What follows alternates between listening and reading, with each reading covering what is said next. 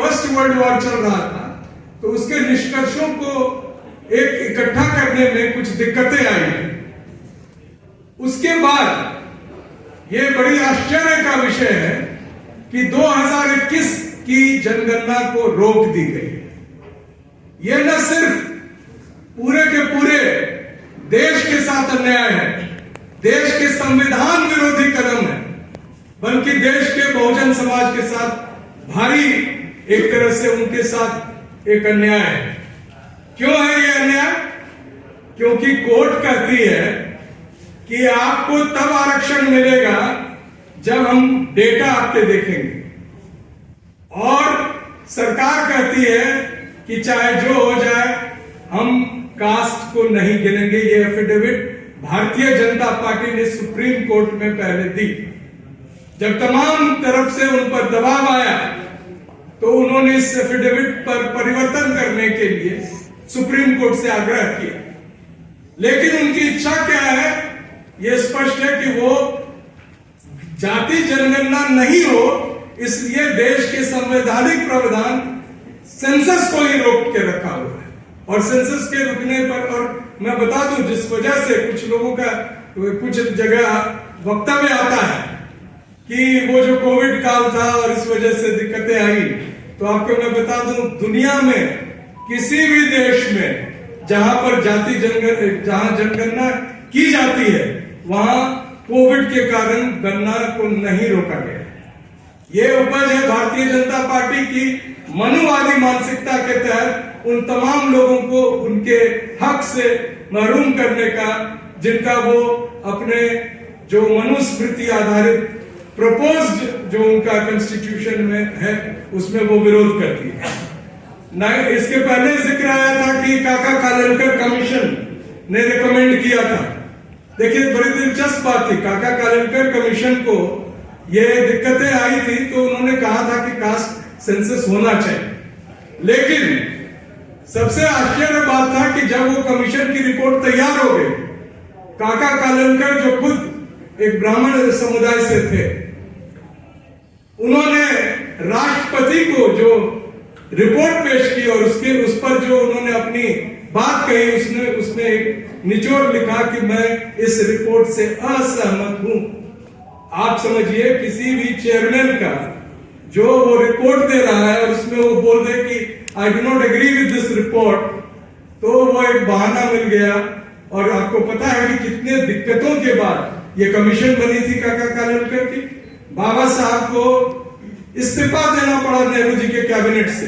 3 कारण, वो अपने जो रेजिग्नेशन लेटर है उसमें उन्होंने जिक्र किया है हिंदू कोड बिल के अलावा जो प्रमुख कारण था जिसके लिए वो उन्हें ऐतराज था, वो ये था कि देश के बहुसंख्यक पिछड़े समाज के लोगों के उत्थान के लिए संवैधानिक प्रावधान जो था एक कमीशन का बनाना, वो पंडित जवाहरलाल नेहरू की सरकार नहीं कर रही थी, और इसी वजह से बाबा साहब ने इस्तीफा दिया। उसके बाद मंडल कमीशन की रिपोर्ट आई और 1931 को बेस बनाया गया। बहुत जो लोग हमारे कई साथी, डॉक्टर रतनलाल भी बैठे हैं, संदीप जी को भी याद होगा, प्रसेनजीत है यहाँ, कि किस तरह से 1990 में जब मंडल कमीशन लागू हुआ तो लगा कि जैसे कि देश के हक को छीनकर पाकिस्तान को दे दिया गया। एक आग लग गई थी पूरे दिल्ली विश्वविद्यालय सहित पूरे जगह, और ये कहा गया जैसे बहुत घनघोर अन्याय हो गया। और उसमें एक प्रमुख आरोप था कमीशन का कि they have gone back on a data which is so old, 1931। लेकिन बड़ी दिलचस्प बात है कि अभी जो बिहार सरकार ने जाति सर्वे कराया है और उसके जो डेटा है वो लगभग उसी अनुरूप है जो 1921 में वो डेटा जो भारत सरकार का था। यानी कि 1931 के बाद बिहार 2 राज्य में बढ़ चुका है, बिहार और झारखंड हो चुका है, और उसमें कुछ तब्दीलियां भी हुई है, लेकिन जो ratio of the population Mandal commission ने रखा था उसमें कोई परिवर्तन नहीं। इसलिए मंडल कमीशन को चाहकर भी कॉन्स्टिट्यूशन बेंच ने पूरे तरह से उसके एक एक क्लॉज को बार बार बहस में, और मैं आज याद करता हूं राम जेठमलानी साहब को, जिन्होंने अकेले उस केस के पक्ष में लड़ा और उस केस में जीत हासिल हुई और मंडल कमीशन के विरुद्ध पूरे सुप्रीम कोर्ट के फुल बेंच को, कॉन्स्टिट्यूशनल बेंच को एक शब्द नहीं मिला तो unconstitutional clause of creamy layer was added by supreme court. Creamy layer is totally unconstitutional. It is based on economic basis and it cannot withstand the basis of our constitution, which says socially and educationally backward classes. शैक्षिक और सामाजिक रूप से पिछड़े वर्ग. खुद मंडल जी ने कई बार जिक्र किया था और जिस परिवेश से वो आते थे, उनके जो परिवार था, रहन सहन था, वो एक उत्कृष्ट मैं समझता हूं स्तर पर था. लेकिन जब वो मुख्यमंत्री बने बिहार के, और बिहार में एक जगह है बरौनी जहां पर ऑयल रिफाइनरी थी और किसी कारणवश तेल का रिसाव हो गया गंगा में और उसमें आग लग गई और वो न्यूज आया पटना में विधानसभा में, एक सवर्ण पूर्व मुख्यमंत्री, ब्राह्मण पूर्व मुख्यमंत्री ने कहा कि जब शूद्र मुख्यमंत्री बनेगा तो यही होगा, गंगा में आग लगेगी. यह अलग बात थी कि वो जिस आर्थिक स्थिति के थे वैसे वैसे मैनेजर उनके पास थे. लेकिन यह बात ईडब्ल्यूएस के खिलाफ है और एक दूसरा अनकॉन्स्टिट्यूशनल स्टेप लिया गया ईडब्ल्यूएस को इस देश में लागू करके. और आज स्थिति है कि ओबीसी की तमाम सीटें उसको गैर कानूनी तरीके से, असंवैधानिक तरीके से ईडब्ल्यूएस जो 2 साल पहले लगी उसके बैकलॉग करके परिवर्तन किया जा रहा है. ये ओबीसी को हर एक स्टेप पर इस तरह से उनको जलील किया जा रहा है. लेकिन हमारे नेता और हमारे लोग उस पर किसी तरह का जो एक आक्रोश दिखना चाहिए था वो नहीं दिख रहा है. दिखता है सामाजिक मंचों पर जो हम जैसे लोग बोलते हैं. लेकिन सबसे बड़ी बात है कि 2011 में पार्लियामेंट का यूनानिमस रेजोल्यूशन था कि देश में सेंसस के साथ जाति को गिना जाए. कांग्रेस की सरकार थी और उस समय पार्लियामेंट में बहुत ही बखूबी आदरणीय मुलायम सिंह जी जो आज नहीं है, शरद यादव जी, लालू प्रसाद जी ने इसको बड़ी जोरदार तरीके से रखा और वो रेजोल्यूशन पास हुआ. लेकिन जो इंप्लीमेंट करना था उसको किसको करना था? पी चिदम्बरम साहब, प्रणब मुखर्जी, और उन्होंने इसको मोड़ दे दिया. उन्होंने कहा कि census commissioner will not do it, there will be the ministry of rural development and urban affairs एक एनजीओ को लाकर करेंगे और 5,000 करोड़ आवंटित किए. 5,000 करोड़ के खर्च के बाद भी जब ये पूरे डेटा भारतीय जनता पार्टी सरकार के पास आ चुकी है तो उस पर भी वो मौन साधे. उस सर्वे की भी जानकारी और उसमें जातिगत जो स्थिति है वो नहीं दे रहे. होम मिनिस्टर जाके बिहार में कहते हैं कि यहाँ जो जाति सर्वे हुआ है इसमें एक जाति का रेशियो कुछ बढ़ा के दिया गया. तो आपके पास तो सेंसस है, क्यों नहीं कर रहे हैं आप? देश को किस तरह से गुमराह किया जा रहा है. और यह सिर्फ इसलिए कि जो देश के पिछड़े वर्ग का हक है वो हक उनको नहीं मिले. मैं खास तौर से आज आपको बताना, अभी हरियाणा में चुनाव हो रहे हैं. अभी तक का रिपोर्ट है मोर देन 50% पोलिंग हुआ है. क्या परिणाम आएगा? कांग्रेस बहुत खुश है, 75 सीट लाएंगे. 2024 में भी खुश थे और हम उनको याद दिलाए थे कि ईवीएम है. और उसके बाद वोट फॉर डेमोक्रेसी एक संस्था है बंबई की, उन्होंने एक रिपोर्ट जारी की है कि लोकसभा 2024 के चुनाव में 80 सीटें ऐसी हैं जो भारतीय जनता पार्टी ने नहीं जीती थी, उसको बेईमानी से मैनिपुलेट करके उनको जिताया गया है और ये इंडिया गठबंधन की सीटें थी. क्या आपने किसी भी राजनीतिक दल द्वारा उस रिपोर्ट की चर्चा सुनी है जिसमें तमाम ऐसे विद्वान लोग हैं जो हवा में बातें नहीं करते हैं, वो डेटा और स्टैटिस्टिक्स के साथ अपने बात को उस रिपोर्ट में रखे? तो हरियाणा में क्या परिणाम आएगा डॉक्टर रतनलाल जी कह रहे हैं कि दलित मुख्यमंत्री बनेंगे। मैं चाहता हूं बने, लेकिन ईवीएम के जोड़ के आगे क्या होगा कुछ कहना मुश्किल है। आज एक चीज और है, आज राहुल गांधी जो लीडर ऑफ अपोजिशन है, उनके 100 दिन पूरे एज लीडर ऑफ अपोजिशन। मैं इसलिए आज ये बात जिक्र कर रहा हूं कि हमें पता है कि भारतीय जनता पार्टी की रवैया क्या है। They are sincere to their agenda. पिछड़ों को नहीं लाना है, देश में धर्म के आधार पर लोगों के बीच में विद्वेष और घृणा फैलाना है। They are true to their agenda. But opposition, क्या हमने हासिल किया? कुछ मुद्दे राहुल जी ने और ऑपोजिशन लीडर्स ने उठाए, उस पर क्या हमें मिला है? इसकी समीक्षा होनी चाहिए। और आज मैं सबसे पहले वो मुद्दा उठाता हूं जाति जनगणना की। मैं बता दूं कि एक मीटिंग में राहुल जी से खुद हमारी बात हुई थी, डॉक्टर रतनलाल जी भी साथ में थे। वो बोले कि प्रतापगढ़ में भाषण दिए थे कि 73% जनता देश की सोई हुई है। तो मैंने उनसे पूछा था कि आपको कैसे पता है सोए? कोई भी समाज पूरी तरह से जागृत नहीं रहता, उसके कुछ टॉर्च बेरर्स होते हैं, उसके कुछ लोग होते हैं जो उसको जागृत करते हैं। आपने क्या किया ये तय करने के लिए कि समाज जगा? पहली बात तो मैंने आपत्ति की थी, ये 73% वाला जो आपका आंकड़ा है वो थोड़ा आप कॉन्स्टिट्यूशनल हिसाब से चल रहे हैं कि उतना आरक्षण दिया गया है।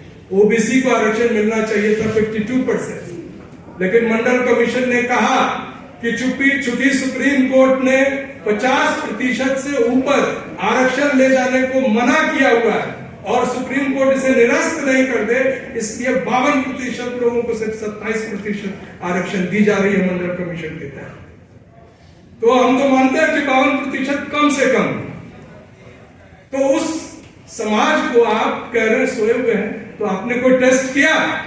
आपने कहा कि जाति जनगणना नहीं हुई है तो मैं कुछ नहीं कर सकता हूं, तो एक दिन उपवास रखूंगा, भूख हड़ताल करूंगा। क्या आपने कहा कि 2 किलोमीटर में चलूंगा और पूरे देश को चुनौती दिया कि मेरे साथ जो लोग इस हक में है कि जाति जनगणना की जाए, अपने अपने घरों से निकलकर एक प्ले कार्ड लेकर, और नहीं भी हो, अकेले हो तो भी चलो, आप देखेंगे पूरा देश सड़कों पे आ जाए। लेकिन आपने टेस्ट नहीं किया, आप सड़क से भाग रहे हैं। आपने न्याय यात्रा तो निकाली, लेकिन न्याय दिलाने के लिए कोई यात्रा नहीं निकाली, कोई आंदोलन नहीं किया। और बराबर लोहियास जी कहते थे कि जब देश की सड़कें सुनसान होती है तो संसद आवारा हो जाती है। संसद में बहुत लक्ष्यधार भाषण हम सुन रहे हैं, लेकिन उन भाषणों का क्या मतलब है? दूसरा इशू इंपॉर्टेंट बहुत है जो सिर्फ SC ST OBC के लिए नहीं है, नीट का इशू। भारी बेईमानी, और इस पूरे बेईमानी का जो सबसे बड़ा किंगस्पिन देश का शिक्षा मंत्री, क्या आपने उसके रेजिग्नेशन की डिमांड की? एक भी पॉलिटिकल पार्टी ने कहा कि देश के शिक्षा मंत्री को इस्तीफा देना चाहिए? सिर्फ SC ST OBC के बच्चे नहीं ठगे गए, उनके साथ सिर्फ नहीं बेईमानी हुई, पूरे देश के उन मेधावी छात्रों के जिनके माता पिता भूखे रहकर उनको ट्यूशन दिलाकर, कोचिंग दिलाकर, कोटा में पढ़ाकर उनको तैयार कर रहे थे डॉक्टर बनने के लिए, उनके साथ छल किया गया, ठगी की गई, कपट किया गया, बेईमानी की गई। आपने कुछ नहीं किया। The issue is dead. और अग्निवीर सिर्फ अग्निवीर नहीं है, पूरे देश के युवाओं के रोजगार का प्रश्न है। रोज भारतीय जनता पार्टी उस पर झूठ बोलती है और आपके पास कोई जवाब नहीं है। इसके साथ जो सबसे महत्वपूर्ण है, सिर्फ युवा नहीं ठगे जा रहे हैं, देश के किसान जिनकी डिमांड है MSP, उन्होंने तो जबरदस्त आंदोलन किया। आपने क्या किया? इसके साथ जो देश के सेना के लोग हैं 1 रैंक 1 पेंशन की जो डिमांड कर रहे हैं, आपने क्या किया? तो समीक्षा इसकी भी होनी चाहिए कि विपक्ष क्या कर रहा है। हम जानते हैं कि सत्ता पक्ष निरंकुश है, लेकिन हमें नपुंसक विपक्ष नहीं चाहिए। हमें चाहिए कि कोई हमारे साथ सड़क पर आगे चले। वो डॉक्टर रतनलाल कह रहे थे कि समाज के लोग नहीं जागृत, उनको चलना चाहिए। नेतृत्व का दूसरा असर होता है डॉक्टर साहब। मैं जानता हूं आपके साथ बहुत लोग हैं, लेकिन वो लोग नहीं है जितने राजनीतिक दलों के आगे पीछे घूमते हैं। और एक राजनीतिक दल का जब कॉज और कॉल होता है तो उसके परिणाम दूसरे नजर आते हैं। तो मैं आज चुनौती देता हूं इस मंच के माध्यम से कि विपक्ष जाति जनगणना को लेकर सड़क पर उतरे, नहीं तो माना जाएगा कि वो भारतीय जनता पार्टी के साथ मिले हुए हैं, जाति जनगणना कराने के पक्ष में नहीं। ये मुझ जैसे सभी लोगों का मानना। और कानून देखिए, उन्होंने कहा विपक्ष ने कि वक्फ बोर्ड का कानून हमने वापस करवा दिया, फिर आ रहा है। और आप क्या कर रहे हैं? पूरे देश के कौम जिनके घरों पर बुलडोजर चल रहा था, सुप्रीम कोर्ट के आदेश के बावजूद बुलडोजर चल रहा है और उस पर चुप। तो हमें क्या समीक्षा करनी चाहिए? हमारी मांगे, हमारी बात सुनी जाएगी कि नहीं? सबसे महत्वपूर्ण यह है, अभी कुछ एक दो बात करके मैं अपनी बात समाप्त करूंगा। सांसद महोदय, मैं चाहता था कि वो सुने मेरी बात, मैंने उन्हें आग्रह किया कि वो रुके, क्योंकि CPI-ML के दोनों नेता हमारे जो सांसद हैं, एक तो इसके पहले 23 जुलाई को कॉन्स्टिट्यूशन क्लब में ही एक प्रोग्राम हुआ था, श्री राजा राम जी उपस्थित थे और आज सुदामा प्रसाद जी उपस्थित है। मैं समझ रहा हूं कि CPI-ML के नजर में हमारी मांगों की अहमियत, तो मैं समझता हूं कि उनको भी इस बात पर कहना चाहिए। कोई अर्ज नहीं है, अगर CPI-ML ही आगे बढ़े तो हम लोग साथ रहेंगे, इस बात का मैं पुख्ता तौर से आपको विश्वास दिलाता हूं। हम लोग अभी चेन्नई गए थे, डॉक्टर रतनलाल भी थे और स्टालिन साहब के साथ मुलाकात थी। उदयनिधि जी का प्रोग्राम दिल्ली में होना है, मोस्ट प्रॉब्ली संविधान दिवस के उपलक्ष्य में। वहां एक संस्था DK द्रविड़ कशगम जो है, वो एक जिस तरह से RSS बीजेपी के लिए होती है, DMK और AIADMK के लिए DK है, और वो पेरियार द्वारा स्थापित संस्था है जिसकी देखरेख आप उनके ही एक शिष्य के वीरामुनि साहब करते हैं जो 91 ईयर्स ओल्ड। और जो बात मैं आपके समक्ष कर रहा हूं उनसे हुई, और उन्होंने कहा कि अगर दिल्ली में आप लोग एक निर्णय लें तो तमिलनाडु के तरफ से पूरे के पूरे समाज सड़कों पर रहेंगे, ये मैं विश्वास दिलाता हूं। इसलिए हम लोगों ने आग्रह किया, श्री पी विल्सन साहब जो कन्वीनर है all India federation for social justice, कि आप इन मुद्दों के आधार पर एक प्रोग्राम तय कीजिए। और मैं चाहता हूं और निवेदन कर रहा हूं आज इस सभा में बैठे तमाम बुद्धिजीवी और जो हमारे साथी हैं जो इस बात पर चिंतित है कि आप लोग भी ये आग्रह करें, और अगर ऐसा निर्णय होता है तो आप साथ देने का ये करें। आखिरी में लखनऊ में 3 दिन पहले एक सामाजिक चेतना संगठन द्वारा एक कार्यक्रम था और उसमें एक रेजोल्यूशन लिया गया जिसको संदीप जी नाम दिया गया है Lucknow declaration of social justice. I want you to carry this forward. उसमें 4-5 प्रमुख मांगों को रखा गया। पहली बात थी कि कास्ट सेंसस की जाए, दूसरी बात थी कि हायर जुडिशरी में रिप्रेजेंटेशन हो, और सिर्फ हायर जुडिशरी में नहीं, तमाम जो ऐसे पैनल्स हैं जहां जैसे सरकार के वकील चुने जाते हैं, संस्थाओं के, उन सभी में जो दलित, पिछड़े, आदिवासी सभी का प्रतिनिधित्व हो। तीसरा कहा गया कि creamy layer is unconstitutional, it should be abolished. चौथा कहा गया कि वर्गीकरण की जो आप बात कर रहे हैं सिर्फ ओबीसी का ही नहीं, SC ST में कर रहे हैं, तो उसके पहले आपको ये बताना पड़ेगा कि किस समाज और किस जाति ने कितना कुछ पाया और कितना कुछ उसकी संख्या।